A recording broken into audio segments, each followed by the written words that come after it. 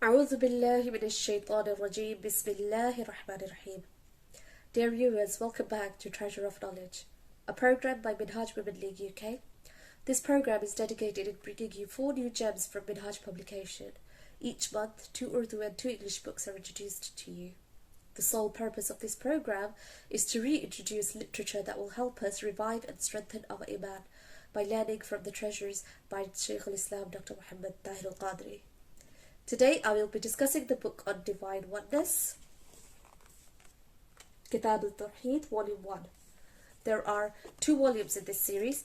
This book has 2 parts. Part 1 is Fundamentals of Tawheed and Part 2 is a comparative study of Tawheed and Shirk. The doctrine of Divine Oneness, Tawheed, is the foremost and an essential pillar of Islam. When Tawheed is kindled in the heart of a person, the Islamic view of life is validated and strengthened. The concept of Tawheed is based on the negation of all false gods and affirmation of the one and only true God. It was nothing but Tawheed that instilled unity in the Muslim Ummah and made them an unstoppable power. Chapter 1. The Basic of Shirk, Tawheed and Shirk. The first chapter states the meaning of Tawheed. It states that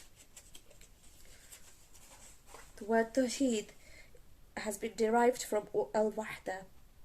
It denotes to adjudge something as one.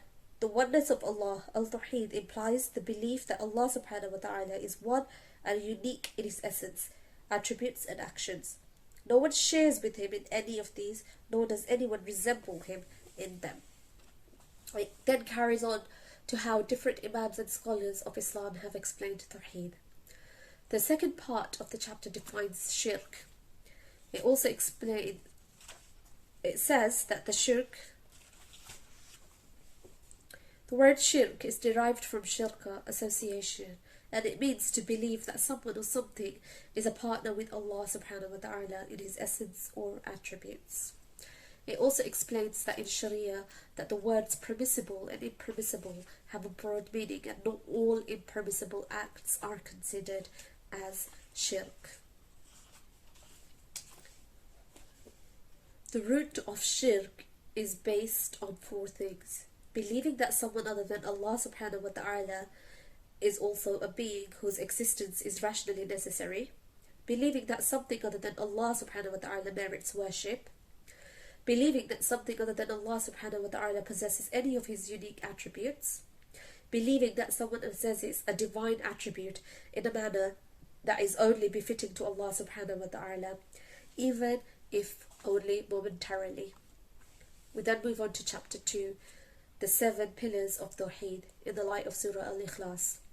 The 7 pillars of divine oneness found in these chapters are the medium of messengership, the incomprehensibility of divine entity, oneness, self-subsistence, non-begettingness, non-begottenness, absolute incomparability. Chapter 3 is the comparative forms and introduction. This chapter begins with a brief explanation of the following categories of Tawheed: oneness in lordship, oneness in divinity, oneness in names and attributes, oneness in sanctities, oneness in injunctions. Later in the chapters of categories of shirk are elaborated.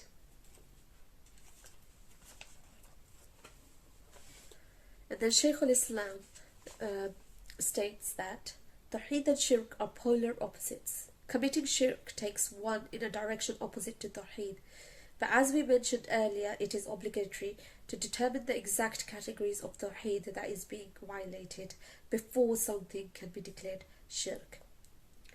The imprudent individuals are unaware that Shirk is a very specific concept and is not merely a sin or a wrongdoing. Shirk negates Tawheed and expels one from the fold of Islam, making one a disbeliever. Declaring things shirk or people as mushrik is an extremely delicate and dangerous matter that should not be taken lightly. Chapter 4 is Oneness and Idolatry in Lordship. In this chapter, it describes that oneness in Lordship al-Tawheed is also called the oneness of affirmation. It means to believe in the existence and absolute oneness of Allah subhanahu wa ta'ala, and to affirm that He is the Lord and the Sustainer who has no partner. This category of Tawheed is proclaimed in the Quran. In Surah Al-Ibrahim, Allah says, "Their messengers said, do you have doubt about Allah, who is the creator of the heavens and the earth, who calls you so that He forgives your sins for you?" Subhanallah. As Muslims, our belief is that Allah subhanahu wa ta'ala is the creator of all universe and is all seeing and hearing. Everything happens with Allah's will only. This chapter then gives accounts from the Quran of Allah's oneness. In the light of these Quranic verses, we see that the Allah alone is an absolute master and ruler of all the worlds.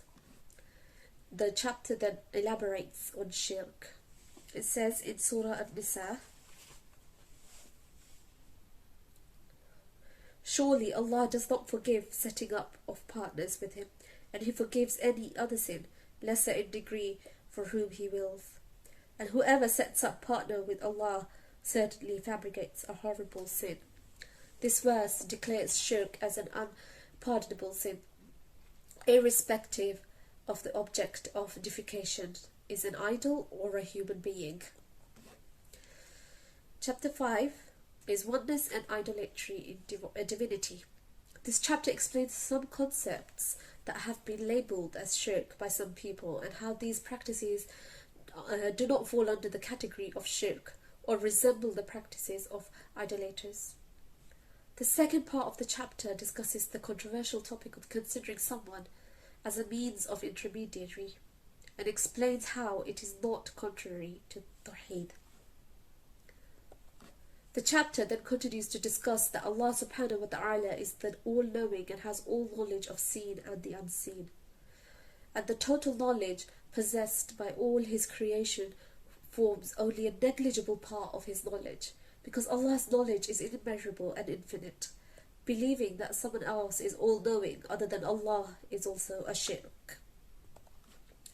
We then move on to chapter 6, Oneness and Idolatry in Names and Attributes. Chapter begins with verses from the Quran describing Allah subhanahu wa ta'ala's various attributes. It goes on to explain that the verses described above, the following exclusive attributes of Allah subhanahu wa ta'ala has been described. It says, number 1, Allah subhanahu wa ta'ala causes the seed grain and the fruit stone to burst forth and sprout. He brings forth the living from the dead. He brings the dead from the living. He cleaves the darkness of night and causes the day to burst forth. He has made the night for rest.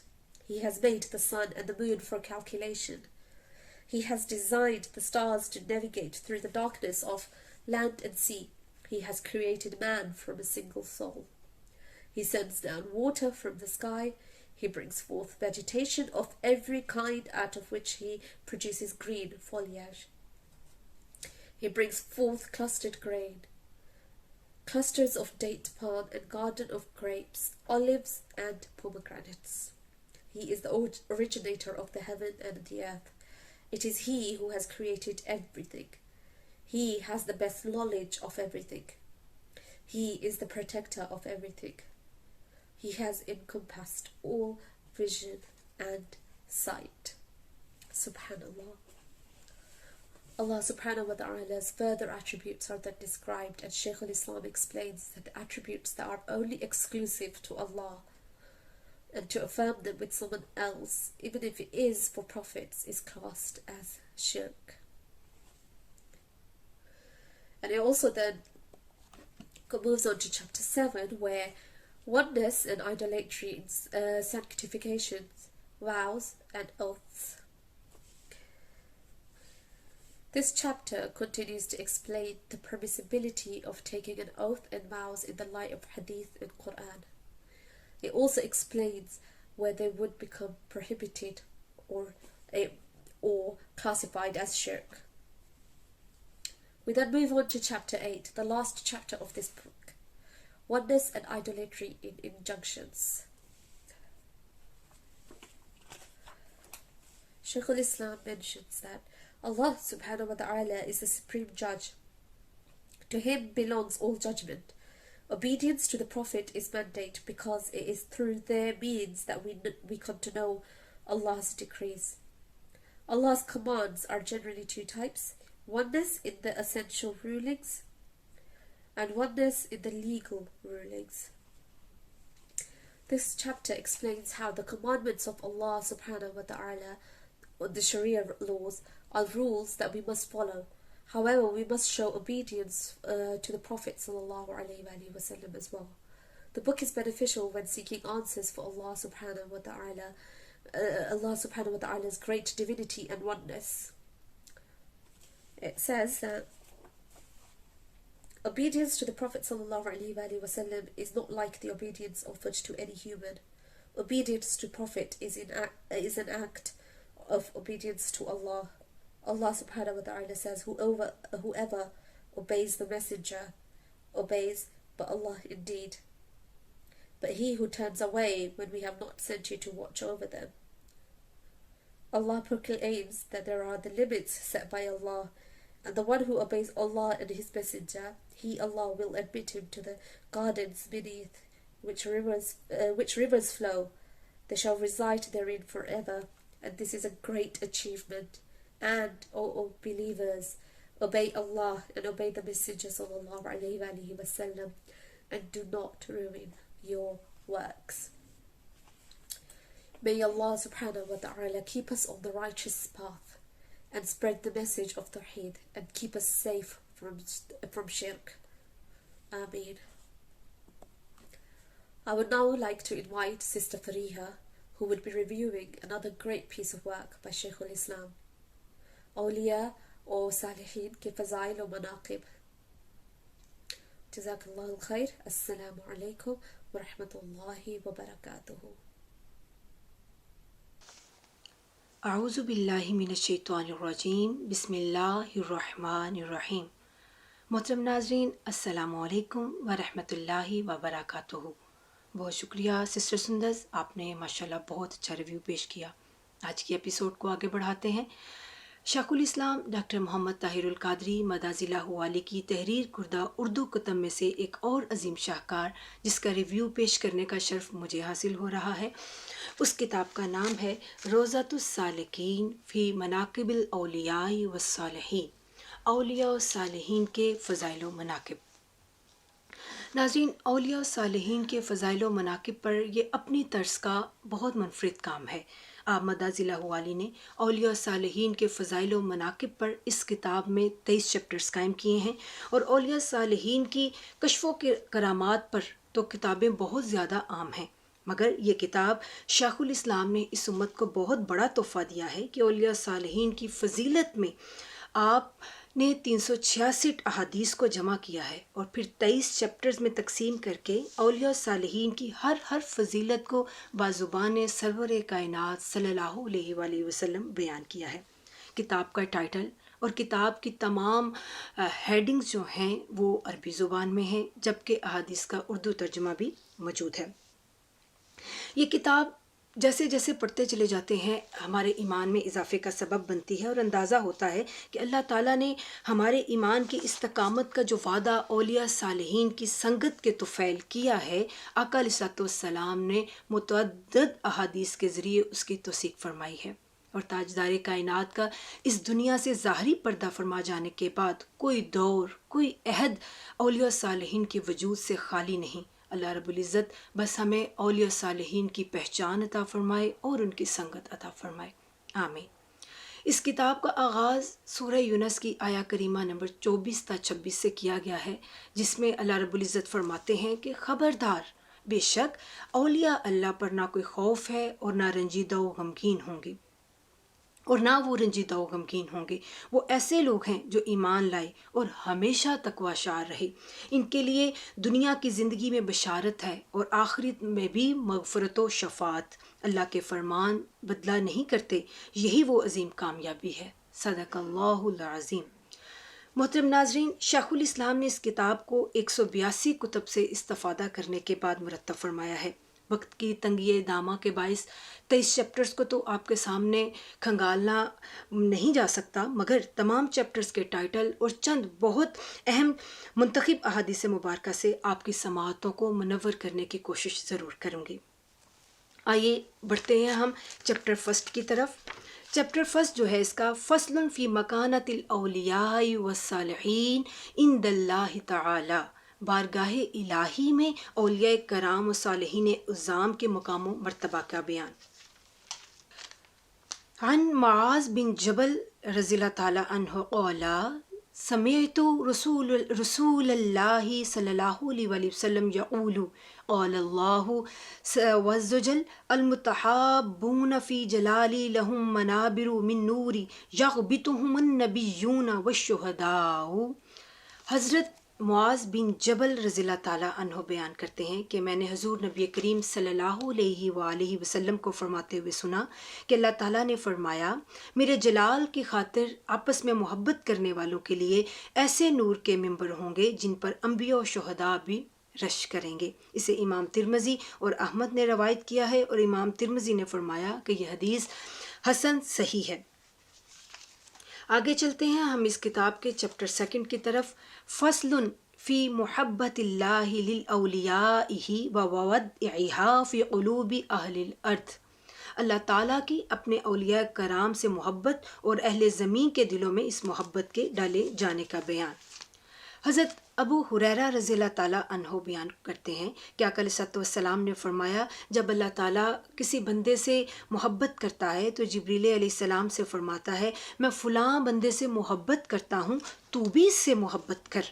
پس جبریل علیہ السلام بھی اس سے محبت کرتے ہیں، پھر اہل آسماں میں منادی کرتے ہیں کہ بے شک اللہ تبارک و تعالیٰ کو فلاں بندے سے محبت ہو گئی ہے، لہٰذا تم بھی اس سے محبت کرو۔ بس اہل آسماں بھی اس سے محبت کرنے لگتے ہیں، پھر اس بندے کے لیے اہل زمین میں قبول عام رکھ دیا جاتا ہے۔ اور جب اللہ تعالیٰ کسی بندے سے نفرت کرتا ہے، امام مالک رضی اللہ تعالیٰ عنہ بیان کرتے ہیں کہ میرا نہیں خیال کہ ایسا ہو، مگر یہ کہ آپ صلی اللہ علیہ وآلہ وسلم نے بغض کے باب میں اسی طرح فرمایا ہے، یعنی جب اللہ تعالیٰ کسی بندے سے نفرت کا ارادہ فرماتا ہے تو جبرائیل امین اور اہل ارض و سماء بھی اس سے نفرت کرتے ہیں۔ چیپٹر 3 جو ہے وہ اللہ تعالیٰ کا اپنے معزز اولیاء کے دشمنوں سے اعلان جنگ کا بیان ہے۔ حضرت ابو ہریرہ رضی اللہ تعالیٰ عنہ بیان فرماتے ہیں کہ ان سے روایت ہے کہ آقا علیہ السلام نے فرمایا، اللہ تعالیٰ فرماتا ہے جو میرے کسی ولی سے دشمنی رکھے میں اس سے اعلان جنگ کرتا ہوں۔ اسے امام بخاری اور ابن حبان نے روایت کیا ہے۔ چیپٹر 4 میں اللہ تعالیٰ کا اپنے اولیاء صالحین کی سماعت و بصارت ہونے کا بیان ہے۔ حضرت اوزائی حضرت حسان بن عطیہ رضی اللہ تعالیٰ عنہ سے روایت کرتے ہیں کہ اللہ تعالیٰ عز و جل کا فرمان ہے، بندہ میرے عذاب سے چھٹکارا نہیں پا سکتا سوائے اس چیز کے ادا کرنے سے جو میں نے اس پر فرض کی ہے۔ بندہ ہمیشہ نوافل کے ذریعے میرا قرب حاصل کرتا رہتا ہے، یہاں تک کہ مجھے اس سے محبت ہو جاتی ہے، اور جب میرا بندہ میرا قرب نصیحت و خیر خواہی سے بڑھ کر کسی چیز سے حاصل نہیں کر سکتا، بس جب وہ ایسا کر لیتا ہے تو میں اس کا دل بن جاتا ہوں جس سے وہ سوچتا ہے، اس کی زبان بن جاتا ہوں جس سے وہ کلام کرتا ہے، اور اس کی بصارت بن جاتا ہوں جس سے وہ دیکھتا ہے۔ جب وہ مجھے پکارتا ہے میں اسے جواب دیتا ہوں، اور جب وہ مجھ سے مانگتا ہے میں اسے عطا کرتا ہوں، اور جب وہ مجھ سے مغفرت طلب کرتا ہے تو میں اسے بخش دیتا ہوں۔ سبحان اللہ۔ اس حدیث کو امام عبداللہ بن مبارک نے روایت کیا ہے۔ چیپٹر 5 جو ہے اس میں ہے کہ آخرت میں اولیاء صالحین کے دیدار الہی کرنے کا بیان۔ بہت خوبصورت حدیث مبارکہ اس میں ہے کہ حضرت سعید بن مسیب رضی اللہ تعالیٰ عنہ روایت کرتے ہیں کہ ان کی حضرت ابو ہریرہ رضی اللہ تعالیٰ عنہ سے ملاقات ہوئی، تو حضرت ابو ہریرہ رضی اللہ تعالیٰ عنہ نے فرمایا، میں اللہ تعالیٰ سے سوال کرتا ہوں کہ ہم دونوں کو جنت کے بازار میں اکٹھا کر دے۔ حضرت سعید بن مسیب رضی اللہ تعالیٰ عنہ نے ان سے پوچھا، کیا جنت میں بازار ہوں گے؟ حضرت ابو ہریرہ نے فرمایا، ہاں، مجھے حضور نبی کریم صلی اللہ علیہ وآلہ وسلم نے بتایا کہ جنتی جب بازاروں میں داخل ہوں گے تو اپنے اعمال کی فضیلت کے مطابق اس میں اتریں گے، پھر دنیاوی یوم جمعہ کے وقت کے برابر آواز دی جائے گی تو یہ لوگ اپنے رب کی زیارت کریں گے۔ سبحان اللہ. ان کے لیے اس کا عرش ظاہر ہوگا اور اللہ تعالیٰ باغ جنت میں سے کسی ایک باغ میں تجلی فرمائے گا. جنتیوں کے لیے ممبر بچھائے جائیں گے جو نور، موتی، یاقوت، زبرجد، سونے اور چاندی کے ہوں گے. ان میں سے ادنا درجے والے مشک اور کافور کے ٹیلوں پر بیٹھیں گے. اور پھر فرمایا کہ وہاں کوئی شخص ادنا نہیں ہوگا. وہ کرسیوں پر بیٹھنے والوں کو اپنے سے افضل نہیں سمجھیں گے. حضرت ابو ہریرہ کہتے ہیں کہ میں نے عرض کی یا رسول اللہ کیا ہم اپنے رب کا دیدار کریں گے؟ تو آپ صلی اللہ علیہ وآلہ وسلم نے فرمایا ہاں، کیا تمہیں سورج اور 14ویں رات کے چاند کو دیکھنے میں شک ہے؟ تو ہم نے فرمایا حضور نہیں. تو آقا علیہ السلام نے فرمایا اسی طرح تم اپنے رب کو دیکھنے میں بھی کوئی شک و شبہ نہیں کرو گے. اس مجلس کے ہر آدمی سے اللہ تعالیٰ بلا حجاب گفتگو فرمائے گا، یہاں تک کہ ان میں سے ایک سے فرمائے گا اے فلاں بن فلاں، کیا تجھے وہ دن یاد ہے جب تو نے فلاں بات کہی تھی؟ تو پس اللہ تعالیٰ اس سے انہیں ان کے گناہ یاد دلائے گا. وہ شخص عرض گزار ہوگا اے رب کیا تو نے ہمیں بخش نہیں دیا؟ تو اللہ تعالیٰ فرمائے گا ہاں کیوں نہیں، میرے معاف فرمانے کی وجہ سے ہی تم یہاں ہو.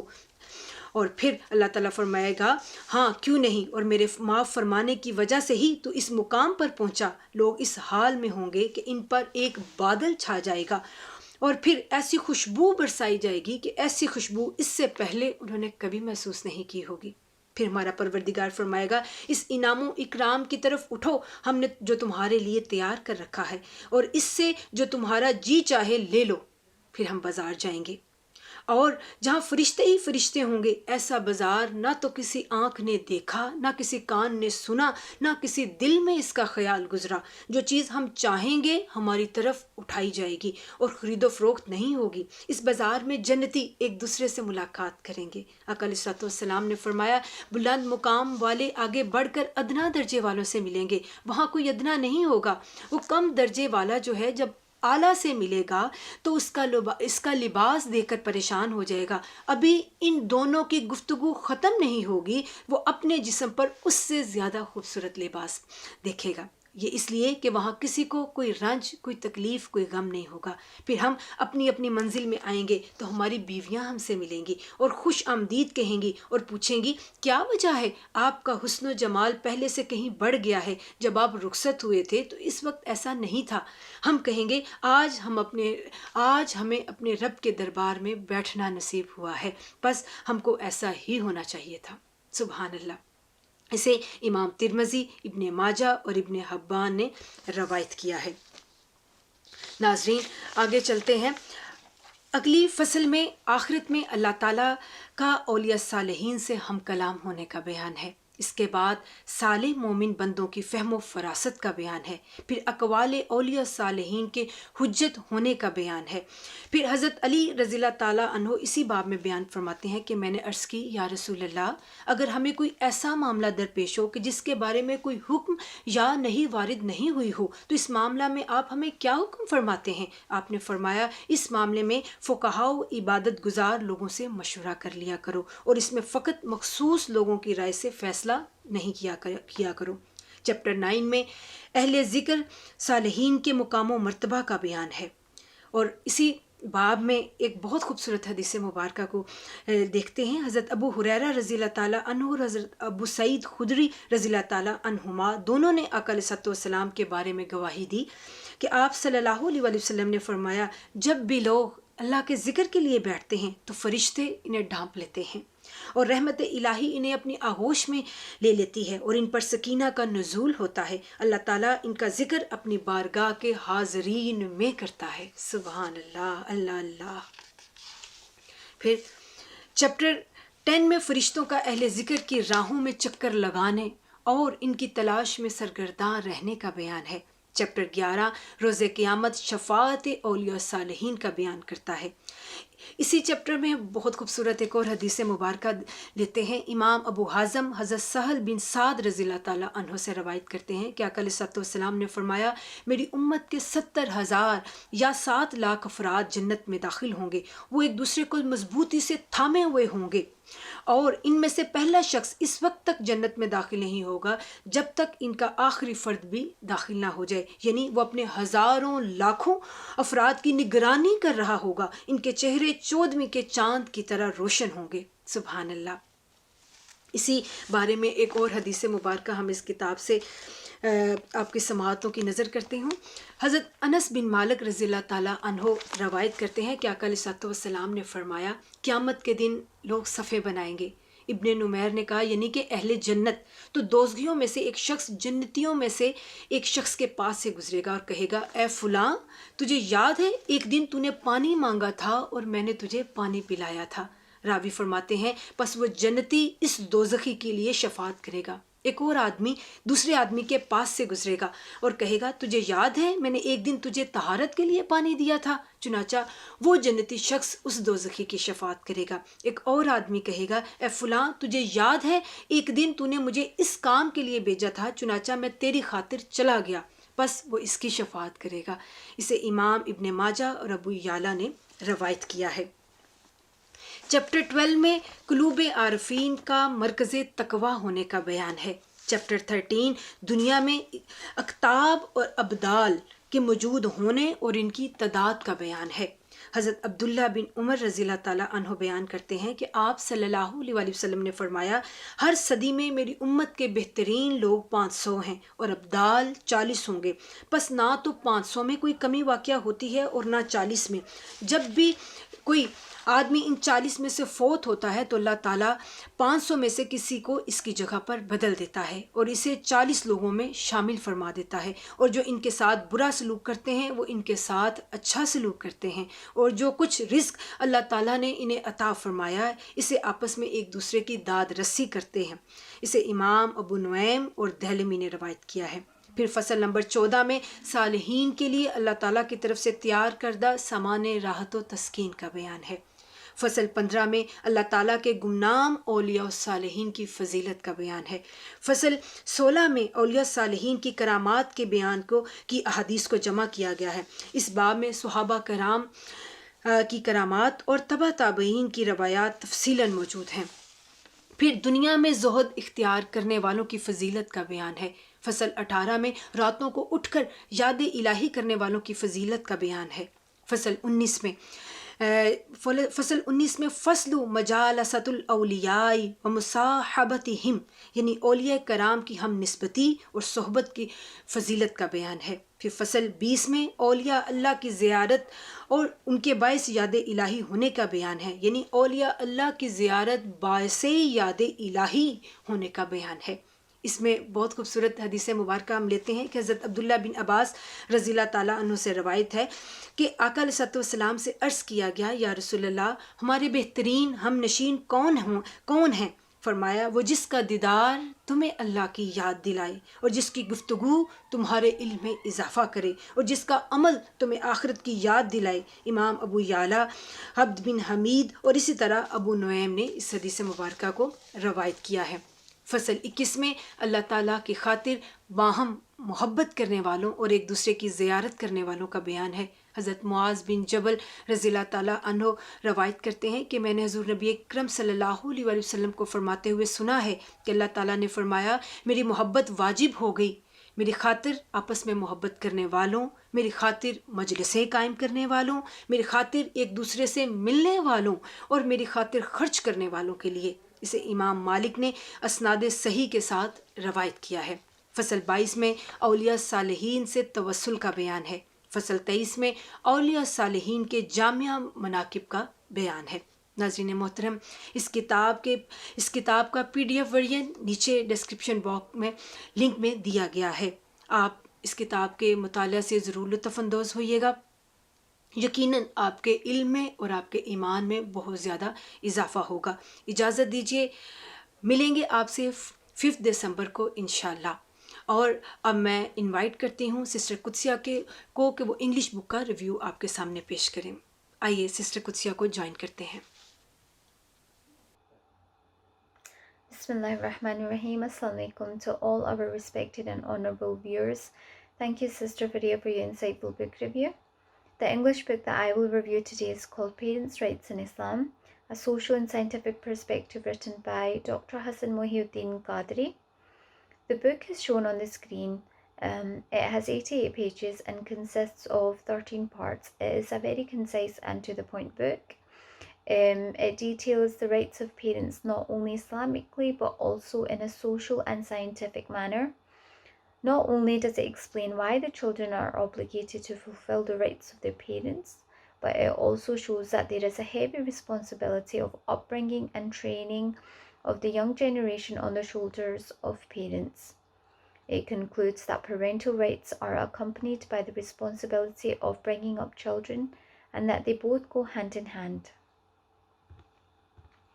On page 11, the importance of parents' rights is emphasized with the precedent set in the Holy Quran, where Allah has ordered us to believe in His oneness and to remain in His obedience and obey His messenger, peace be upon him. Straight after this core belief, the rights of parents have been stressed as an act of spiritual excellence. Allah SWT states in Surah Al-Isra, "And your Lord has commanded you not to worship anyone other than Allah and treat parents with benevolence." It is reminded in this book that treating our parents well is an absolute commandment since the time of Prophet Adam, may Allah be pleased with him, till the time of Prophet Muhammad, peace be upon him. The main point is that this commandment is unconditional. Therefore, even if the parents are sinful and immoral for the child, their status should still be the same as those parents who are pious and virtuous. On page 17, it states that Allah has ordained in Surah Al-Isra that, "And your Lord has commanded you not to worship anyone other than Allah and treat parents with benevolence. If either or both of them attain old age in your presence, then do not even say oof to them, nor reproach them, and always speak to both of them submissively, observing polite manners, and always lower your wings of submissiveness and humility out of soft-heartedness for both of them, and keep supplicating to Allah by saying, O my Lord, have mercy on both of them as they brought me up in my childhood with mercy and clemency." Amen. This verse states that if either of the parents attain old age, then you should not utter a single word of contempt before them, and this applies regardless of whether you are pleased or annoyed with whatever they say, and no matter how hurtful it is. Moreover, on page 21, the rights of parents in the light of Hadith are mentioned. It stated that the prophetic teachings put emphasis on respectful behaviour and dutifulness towards one's parents, and that striving to secure the happiness and pleasure of one's parents is the precondition for achieving the pleasure of Allah. For example, in a hadith reported by Abdullah bin Amr, may Allah be pleased with him, it is stated that a man approached Allah's messenger, peace be upon him, and said, "I pledge allegiance to you with respect to the migration and sacred struggle, seeking the reward from Allah." He, peace be upon him, said, Is one of your parents alive?" The man said, "Yes, both of them are actually alive." He, peace be upon him, said, "Do you really seek reward from Allah?" When the man said yes, he, peace be upon him, told him, "In that case you must return to your parents and provide them with excellent companionship and conduct." Other examples in the Hadith are also cited to highlight that the Prophet, peace be upon him, always gave preference to parents.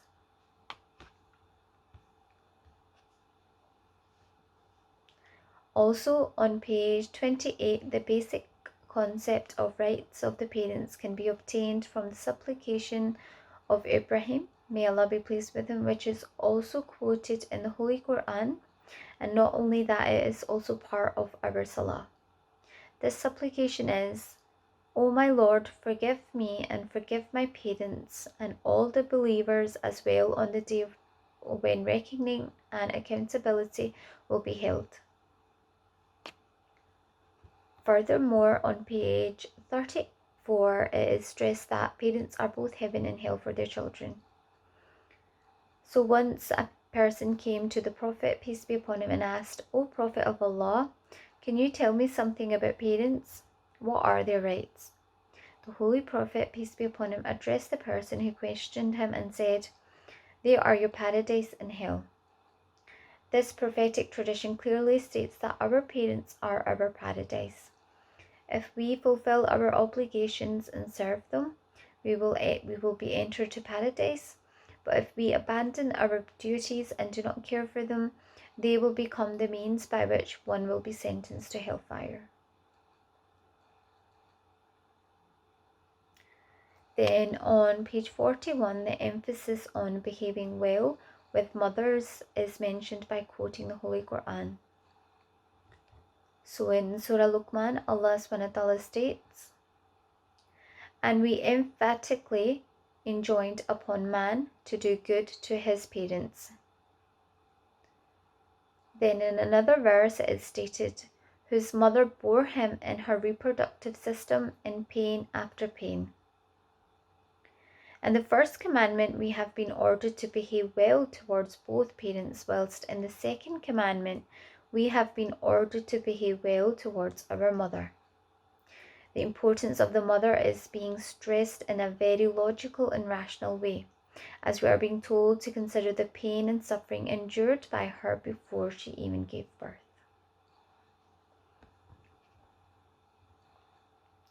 The book also speaks about paradise lying under the feet of the mother, the character of the parents having an effect on the development of the child, and how everything has an effect on the child. This is all backed up by research quoted on various pages, and on page 48 it suggests how important it is to establish a strong relationship with the child in his or her early childhood.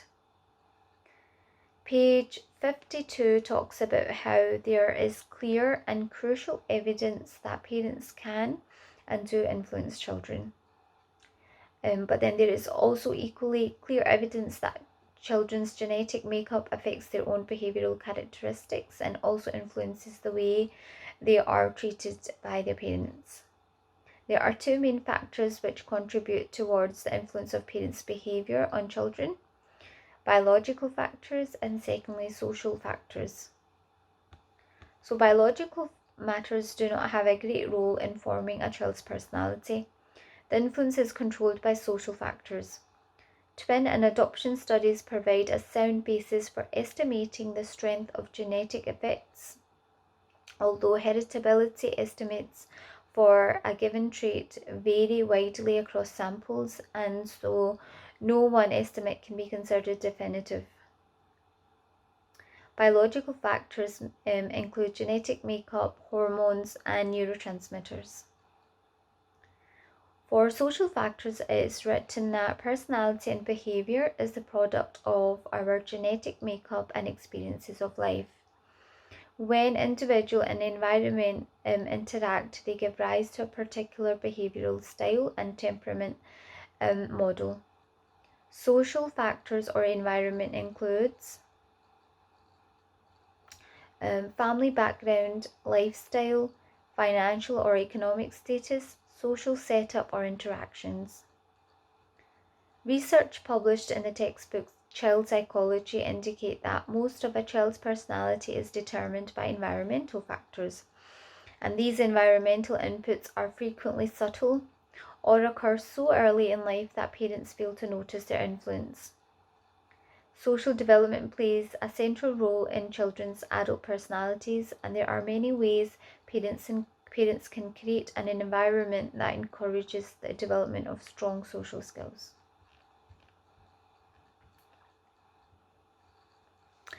The book also includes an illuminating insight of Awais al-Qarni, may Allah be pleased with him, on page 60 onwards. So the leader of the lovers, Awais al-Qarni, may Allah be pleased with him, was a resident of the town of Qarn in Yemen. He was present in the era of the Holy Prophet, peace be upon him, for 20 whole years, And despite living in the era of the Holy Prophet, peace be upon him, he remained deprived of the status of being a companion because he never got the opportunity to see Allah's Messenger, peace be upon him. Being a companion is such a great honour that even the greatest Qutb or Gauth cannot claim to be of the same status and rank of a companion. Even if someone is blessed with the sight of the Holy Prophet, peace be upon him, for every day of his life, be it in a dream or in a state of wakefulness, he cannot attain the status of the least ranking companion. The status of a companion is only given to that person who physically sees the Holy Prophet, peace be upon him, during his lifetime and also dies in the state of Iman. Even if that person was blessed only to see the Holy Prophet, peace be upon him, for a second. So Awais al-Qarni, may Allah be pleased with him, could not attain the status of a companion, even though he spent 20 years of his life living in the blessed time of the Holy Prophet, peace be upon him. And he was a true lover of the Holy Prophet, peace be upon him, and was well aware of the fact that even a glimpse of the Prophet, peace be upon him, would grant him the status of a companion. His present status of a follower of the companions could have been increased to that of a companion if only he had seen the Prophet, peace be upon him. But he tolerated this deprivation for the sake of serving his elderly mother. He never left his mother's company whilst she was alive. Serving the mother was something that had been ordered by the Holy Prophet, peace be upon him, so he kept himself busy in obedience to his mother until her final breath.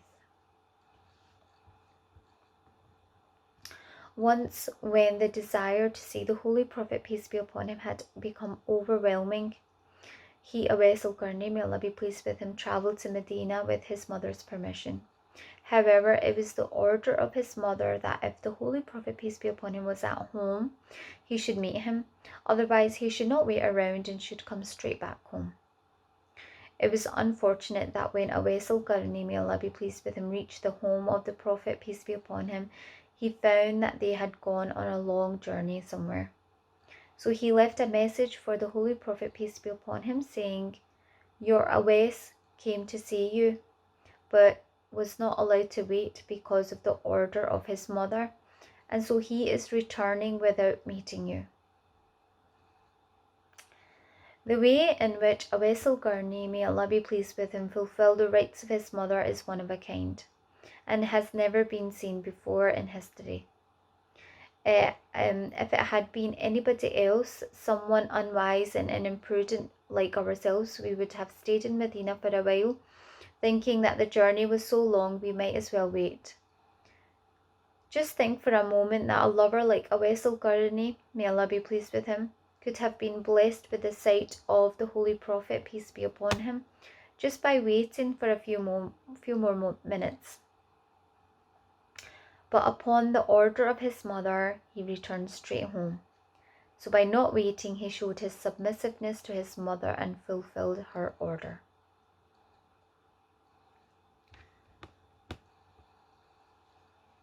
So, in conclusion, there is nothing more important in life than serving our mother. The high ranks and status are attained through serving her. Therefore, if there is a shortcoming in our prayers, fasts, or pilgrimage, it is not a big problem as a shortcoming in serving our mother. And this is because there is a shortcoming in our servitude, there is a chance that all our other deeds will go in vain. Worship has its own significance, but there is no comparison to serving our mother, as there is no alternative to it. It is for this reason that the Holy Prophet, peace be upon him, has stated, "Paradise is at the mother's feet." From this we can realize that no amount of worship can be equivalent to the serving of one's mother. Therefore, we should remain steadfast in performing this duty until we breathe our last.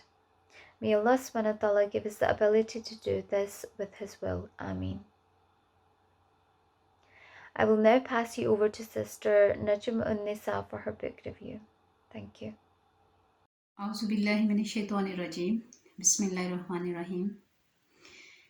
आज हम شیخ الاسلام doctor محمد طاہر القادری صاحب کی ایک اور شرح آفاق تصنیف تذکرے اور صحبتیں کے ریویو کے ساتھ حاضر خدمت ہیں۔ حاضرین محترم، شیخ الاسلام ڈاکٹر محمد طاہر القادری صاحب کی تحریر کردہ یہ تصنیف نبی کریم صلی اللہ علیہ وآلہ وسلم کے تذکرہ مبارک سے لے کر تذکرہ خلفائے راشدین اور ائمہ اربعہ رضی اللہ تعالی عنہما کے تذکرہ مبارک پر مبنی ہے۔ تو آئیے ہم اس کا مختصر ریویو پیش کرتے ہیں۔ سب سے پہلے نبی کریم صلی اللہ علیہ وآلہ وسلم کا تذکرہ مبارک اس کتاب کا پہلا موضوع ہے۔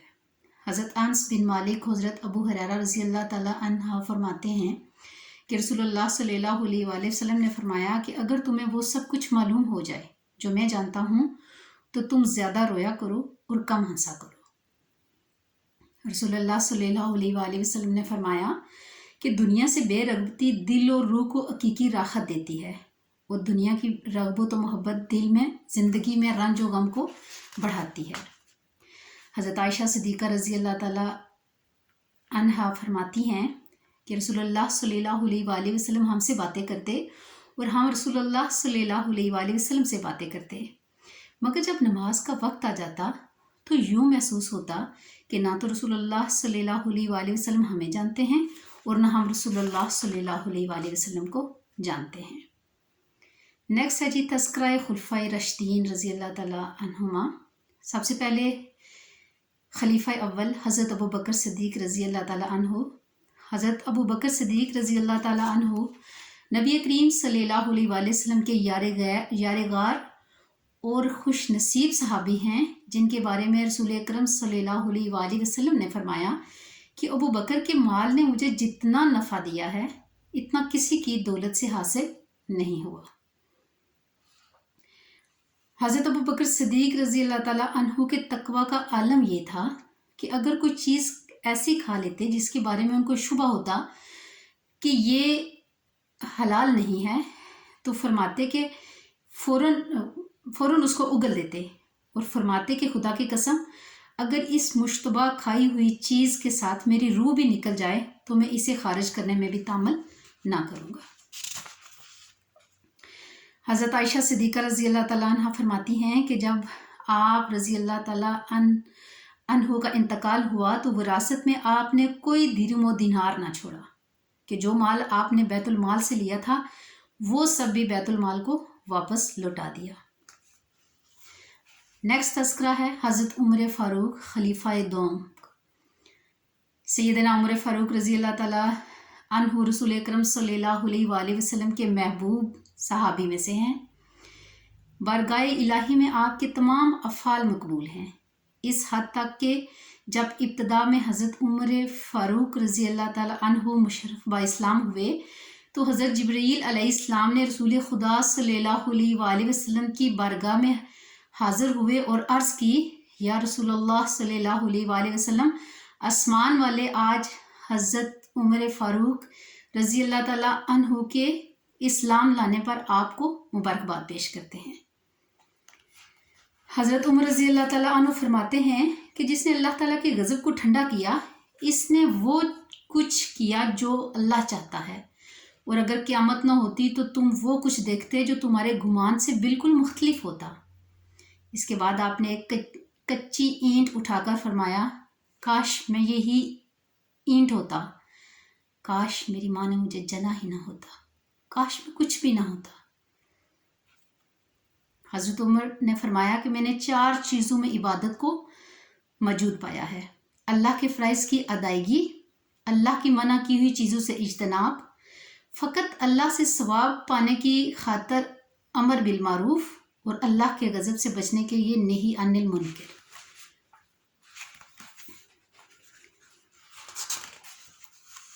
حضرت عثمان غنی خلیفہ سوم، آپ امت کے خلیفہ سوم تھے۔ ایک دفعہ اپنے باغ میں لکڑیاں اٹھا کر لا رہے تھے، جبکہ ان کے کہیں غلام ان کے ساتھ تھے۔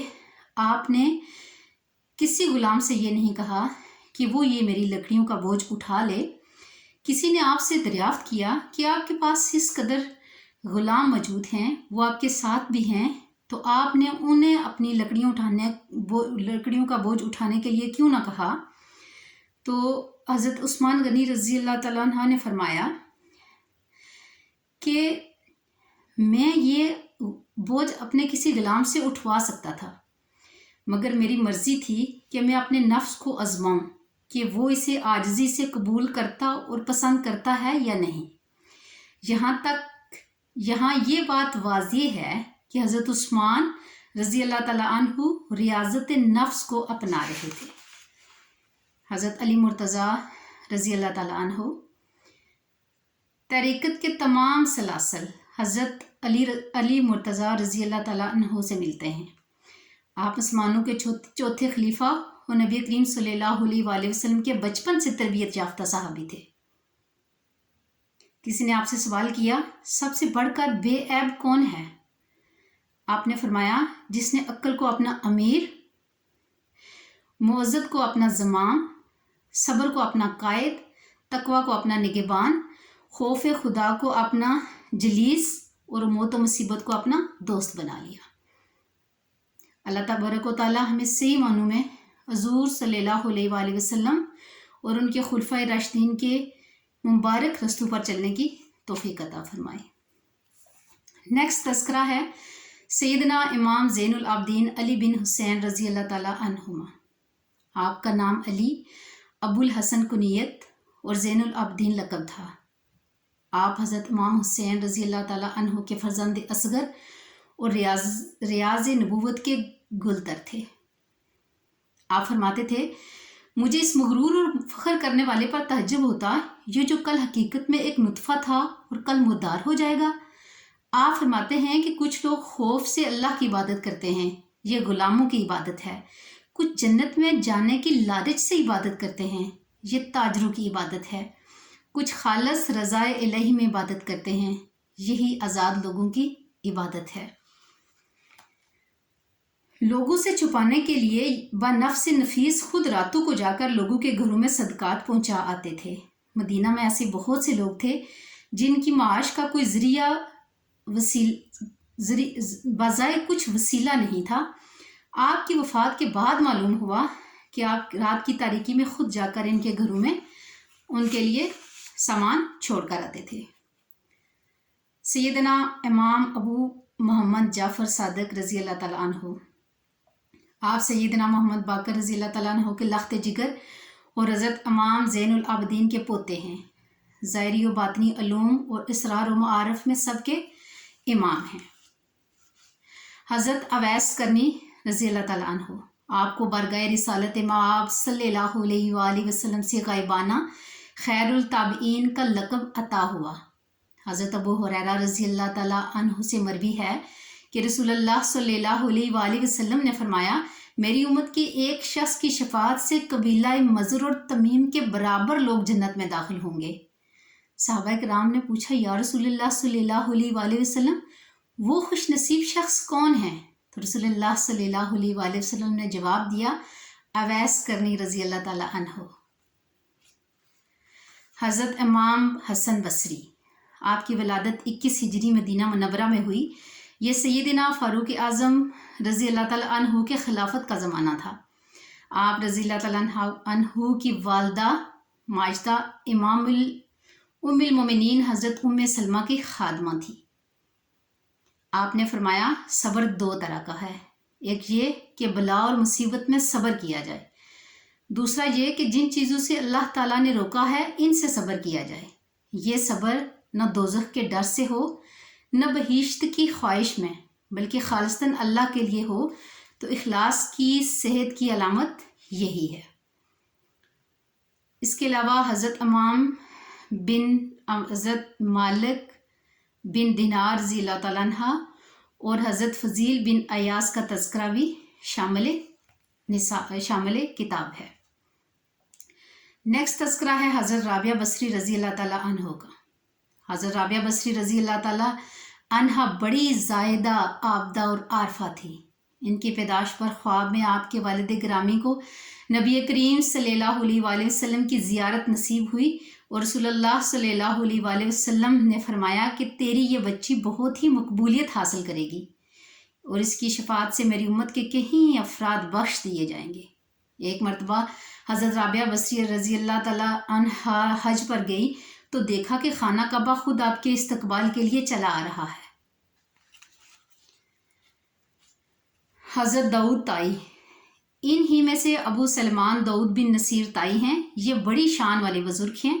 حضرت داؤد تائی کو وراثت میں 20 دینار ملے جنہیں انہوں نے 20 سال میں خرچ کیا۔ حضرت داؤد تائی کو حضرت فضیل بن ایاز اور حضرت ابراہیم بن ادہم جیسی برگزیدہ ہستیوں سے شرف نیاز حاصل رہا۔ حضرت بشیر حافی رضی اللہ تعالیٰ عنہ، حضرت بشیر حافی رحمۃ اللہ علیہ کی توبہ کا واقعہ یوں ہے کہ ایک دن آپ نشہ کی حالت میں گھر سے نکلے، راستے میں نے ایک کاغذ کا ٹکڑا ملا، تعظیم کے لیے ساتھ اٹھایا، اس پر بسم اللہ الرحمن الرحیم تحریر تھا۔ انہوں نے اس کاغذ کے پرزے کو عطر سے خوشبودار کر کے پاک جگہ پر رکھ دیا۔ اسی رات آپ نے خواب میں دیکھا کہ اللہ تبارک و تعالیٰ نے فرمایا کہ ہے بشر، تو نے میرے نام کو خوشبودار کیا اور میرے نام کی عزت کی، یقیناً میں تیرے نام کو دنیا اور آخرت میں خوشبودار کروں گا، یہاں تک کہ جو بھی تیرا نام سنے گا اس کے دل میں راحت ہوگی۔ اس پر آپ رحمۃ اللہ علیہ نے فوراً توبہ کر لی۔ حضرت با یزید بستامی رضی اللہ تعالیٰ عنہ، ان کے دادا پہلے مجوسی تھے، پھر اسلام قبول کیا۔